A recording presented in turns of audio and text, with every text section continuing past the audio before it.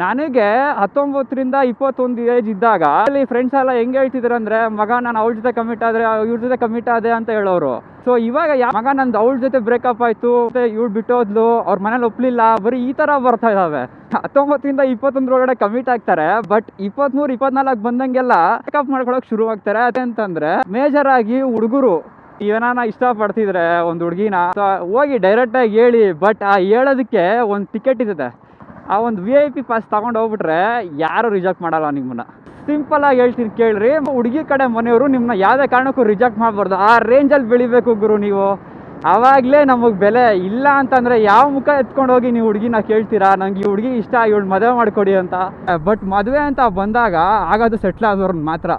ನಮ್ಮಂಥವ್ರನ್ನ ಯಾರೂ ಮದುವೆ ಆಗಲ್ಲ, ಸೆಟ್ಲ್ ಆಗಿಲ್ದವ್ರು ಅಂತೂ ಯಾರನ್ನೂ ಮದುವೆ ಆಗಲ್ಲ ಗುರುವೆ. ಸೊ ಉಪೇಂದ್ರ ಅವರೇ ಹೇಳಿದ್ದಾರೆ, ಜೀವನದಲ್ಲಿ ಮುಂದೆ ಸಂಪಾದನೆ ಮಾಡಿ ಇಂಥ 100 ಅಲ್ಲ 1000 ಹುಡುಗಿರಿ ನಿಂದೆ ಬಿಡ್ತಾರೆ. ಅದೇನ್ ಮಾತಂತ ಹೇಳಿದ್ರಿ ಸರ್ ನೀವು? Really hats off sir, hats off.